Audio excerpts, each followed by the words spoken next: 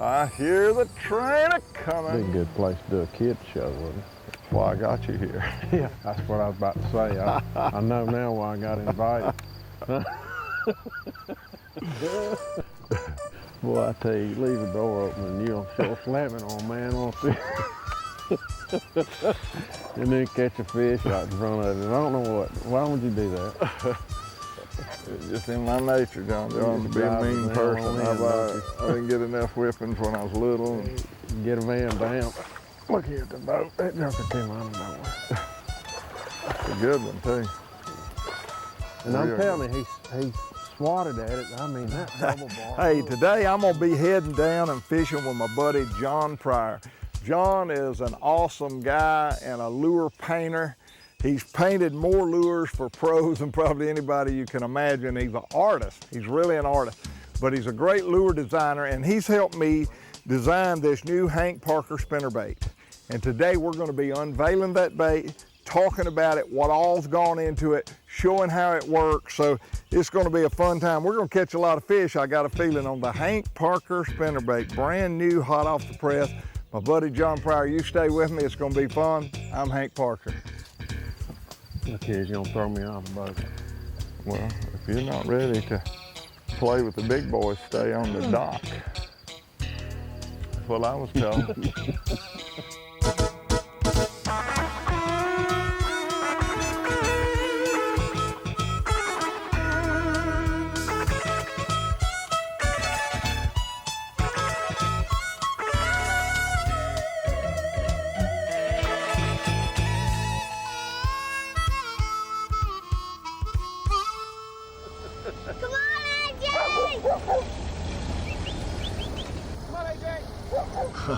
I guess little boys and dads have been getting up early going fishing for a long time.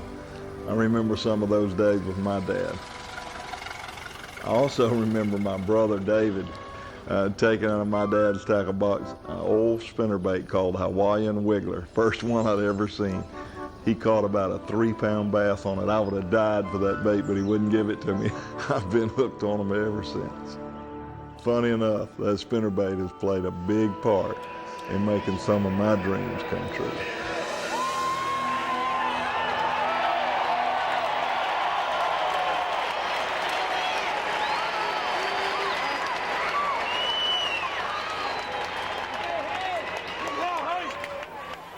I'm nervous. Don't do it slow. I know how a man feels on death row. I've been sitting out there for about 30 minutes. I'm about to have a heart attack. Put them on the scale, Dewey. Hold on just a minute. We're not going to do it. Just a second. Put them on the scale.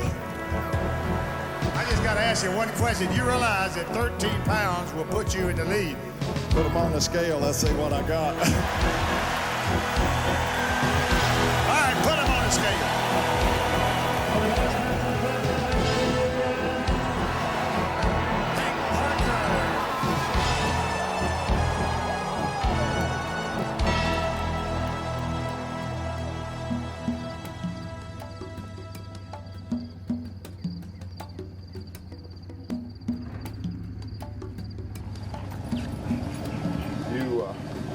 We need to put baits together. Blades, that's what I'm talking about. What do you want out of a spinnerbait? What is the key? People say, well, Hank, you're a spinnerbait fisherman. You won a lot of money on a spinnerbait. I did. I consider myself a bass fisherman and not a spinnerbait fisherman, although I love a spinnerbait. I don't like to be labeled as not being versatile. I like to be able to fish all baits.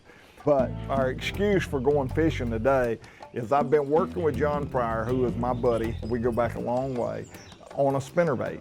The world's perfect spinnerbait. I want the best spinnerbait ever built. So John and I have been working on that project for almost 2 years, and we're just about there. So we're unveiling in more detail. I've shown little bits and pieces of the new Hank Parker spinnerbait over a period of time, but I've never really gone into detail and shown it like we're showing it now. It's going to be the most weedless spinnerbait that's ever been made.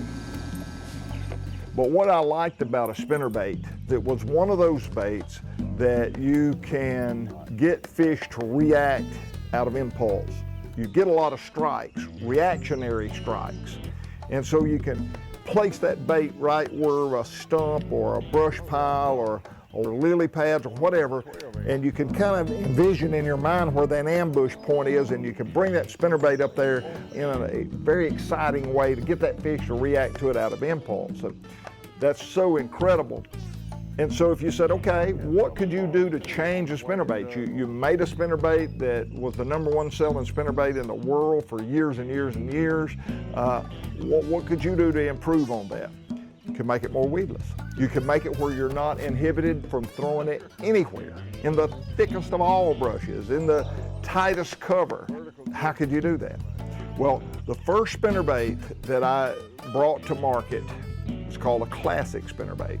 The classic is a fish catchingest motorboat that's ever been dissolved. Without a doubt, the classic catches more fish than any bait. Classic spinnerbait. Ready? Without a doubt, the classic, the fish catches more fish. It's no problem. King. Now sell me, Hank. It's like we've been playing. Stand by and action. Without a doubt, the classic catches more fish than any spinnerbait I've ever used. Cut. And with the classic spinnerbait, I've got it. Without a doubt. Wink was out of sync with the I've got it. But anyway, the key to that bait was a short wire from the lead head to where you tie your line. That bait didn't roll over. You know, you got a tandem spin spinnerbait right here, and you got these two blades turning, and you got the head. That keeps that bait upright. As long as that bait don't turn to the side, it won't hang up. So what could you do to make this bait more aquadynamic, to stay more upright where it didn't roll over? Well, one, you could make the body flat like a fish. I'd love to have this spinnerbait back in the days when I was fishing them old rodeos, and no telling how many. We made this bait, we moved the body back further underneath the blade, so this body is elongated, it's moved back further, and it's flat. I kept throwing this bait and throwing this bait with no blades on it. I'd throw it in a swimming pool, and I would make it run without rolling over, even without blades. That's what that flat fish body did. It would keep that bait, all you had to do is continue to wind, and the bait wouldn't roll over, even with no blades on it. So then we put the blades on it and got the bait, the body underneath it, more in the center of the bait, so that gave it less tendencies to roll over, making it more weedless. And then everybody that's been looking while I'm showing this bait sees this little pink band up here and says, what in the world is that? Well, what could you do beyond that to make it incredibly weedless? How about if you design a hook that had a complete normal barb, but then you came back and had a second barb put on the outside of the hook to hang a little rubber band, a dental band, a special band. And if you'll notice, if you'll see that tip, how it's bent and pointed in a downward direction, then you can look at that and you can see how weedless that bait is. It takes a lot to get below that tip. So all the little limbs and the logs and the things that would normally hook the tip of that bait won't do it. So now you have, in my opinion, without any compromise, a spinnerbait that is going to be the perfect tool to keep you from being inhibited, throwing it anywhere you want to throw it. It's a pretty fish too.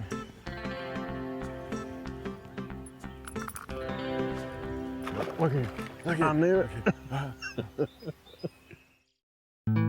This portion of Hank's Show is brought to you by Berkeley. Catch more fish. Yeti coolers, built for the wild. I'm gonna have to quit doing that. You know, John came down, and we got a lot of things going on right now, and we're meeting there in Fayetteville for another event. So we needed a place to go and a place to go quick, and it's hot summertime, and a buddy of mine said we could fish in his lake, but he didn't think we could catch any fish on spinnerbait, but we were welcome to go fishing. If we pick up a worm or a top water bait, we'll probably catch them. Don't think they'll bite a spinnerbait very good. So we were pretty impressed. We thought it was quite the challenge to go out there in that clear water in hot summertime and catch fish on the spinnerbait. They did it pretty good.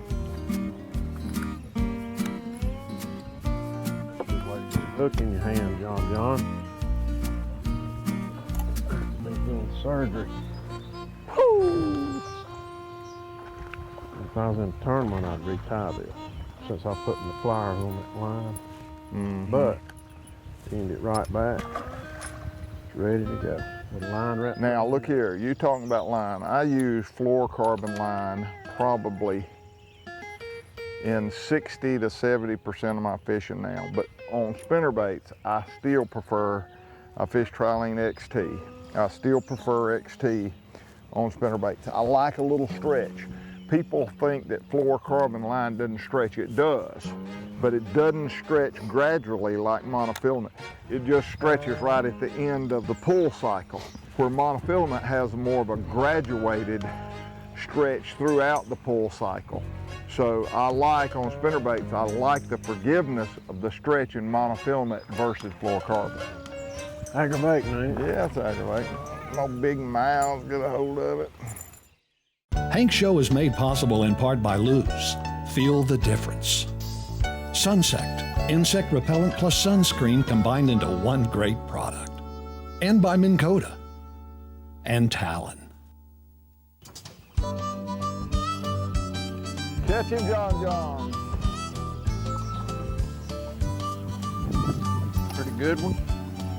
That is a good one. Oh, good one. Oh, good one. You know, John's got a world-renowned reputation among all the pros as being one of the greatest bait artists. He can paint a bait to make them look so unbelievable. He really became famous back in the old Seville magic swimmer days. He was painting those magic swimmers, and I got John to paint some baits. And the more I talked to him, the more I realized this guy is, he's really a genius. He really understands baits. And I had been working on this spinnerbait idea, and I knew what I wanted, and I started talking, and he immediately started talking about, well, you need to flatten that body. You need to make that body more like a Daytona race car, where it's so aerodynamic or aqua dynamic that it'll cut through that water, and it makes it where it doesn't want to roll over. And immediately he and I started getting on the same page that this is the guy I need to help me bring this bait to life. And that's kind of, John and I go back a lot of years. We've been working on this thing a long time. There's a whole lot more to it than just what meets the eye. They just come back and they eventually just keep on. They just come back and get it. They'll eat it. They're getting a really good look at the spinnerbait, and that's why I'd say cosmetics matters. People say, well, spinnerbait, you're using the blades and you're getting them to react. I'm telling you, cosmetic matters. A beautiful bait with good eyes, all that plays a role in being able to catch fish in clear water when they get a look at the bait. Transparent skirts, the way the skirt breathes, everything about that bait, the amount of vibration, the amount of flash, all of that is relevant. All of it has a certain role of importance. That's why every element of this bait has had a long thought process. What can we do to improve this? Well, let's move this weight back. Well, let's move this hook forward. Well, let's shorten this wire. Let's lengthen that wire. Let's put a bend in that wire. Let's try this. Let's try that. Over and over again. It's why it's taken so long. Every aspect of this bait had consideration. You wrapped me around the stump. I thought, this is what we're looking for. This is something right here. Good, man. I got more grass. Look here, look at this. I got 8 foot of grass on this. That's what you're supposed to do. Uh-oh. I got a better bass. You can leave that bunch of stumps over there alone. You know, I've noticed bass get around those stumps. You notice that? Yeah, I'm dying to throw over there. Well, you stay over there around that sandbar. Fish like sand too. Hank's Show is brought to you in part by Ranger Boats, still building legends one at a time. Mercury Marine, #1 on the water. This is a 7-to-1 reel. Look what I'm doing. Yeah, I'm ripping it. I'll see that. And it just runs straight in the string. When I hooked up with John, he sent me some baits, and I said, John, that's exactly what I want to do with that weight, but here's what I want to do with the wire. I want to make some changes to the harness. I want to shorten this length between the lead and the bend, and I want to bring this arm longer. Well, traditionally, you don't want the arm to protrude beyond the hook because you don't get a good hook set up. Forget all that. This wire is so light, it vibrates, which is the great benefit, but it's also so light that no matter how that fish grabs it from the side, the front, we haven't caught any big fish today. And we've missed very few fish for the number of strikes we've had. Our hookup ratio has been incredible. We've caught over 100 bass. And it doesn't make any difference what angle they come, because of that soft wire, they'll bite and they'll hook up. And then here is our patented deal. We've put a barb on the outside of the hook. That hook has got a slight bend downward. And then that barb on top, it gives you an extra protection. So now you've got your weight moved back, you've got your flat body for the keel to make the bait run true, you've got the short wire which will also make the bait track true through heavy, heavy cover, and now you've got the band to protect you from any part that tip of that hook may touch coming through that brush. Most spinnerbaits, they want to turn over on the side. The only thing that keeps them true is the blades turning. So when those blades quit turning, you hang up. So when you throw it in a brush pile and you bump a limb, your blade quits turning, your bait rolls over and you hang up. This bait wants to run true if you throw it in the water and you don't even have blades on it. That is the benefit of this bladed body and this elongated weight and this narrow fish-shaped keel-like head that put on this bait that John has designed and moved backward. So you've got a bait that vibrates, you've got a bait that has eyes, that's cosmetically appealing. The way the skirt fits on the body gives it extra flair. The bend in the wire gives it extra vibration and also makes it run true. The shortness, it's just so much that's been put in this bait to make it effective, and it is the new Hank Parker spinnerbait. And we're just tickled to death. It's called Hank Parker Signature Spinnerbait. And John Pryor's had as much to do with it as I have, and we've just worked back and forth until we have what we feel like is the perfect spinnerbait. And so it's going to be available. We're going to start out selling them on the website. You just go to hankparker.com and you can order them. But it is the world's greatest spinnerbait, in my opinion. Without a doubt. Of course, I'm very prejudiced, so take it for what it's worth. You're as biased as I am. I know it. Now let's catch another fish. We hadn't caught enough. Well, we were told before we started the fish were going to be a little finicky on the spinnerbait. The water was pretty clear and they weren't going to bite it real well. Hot water, but I think the spinner bug paid off pretty good. So we're excited about that bait. It's going to be out real soon. And I hope you enjoyed the show. I love to cut up with John. John is one of my favorite guys in the whole world. He's a great deer hunter, turkey hunter. He loves all the stuff that I love, and he's a great fisherman. He's getting ready to fish a tournament the next day, so he gave up his practice time to come be on the show. So I hope you enjoyed it, and I hope you go out and get you one of these Hank Parker spinnerbaits. Till next week, God bless you. I'm Hank Parker. And don't forget to visit us at hankparker.com, the place for tips, giveaways, and more.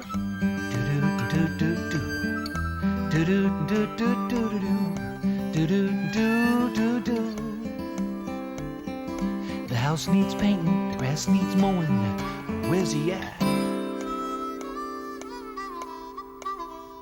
Gone fishing.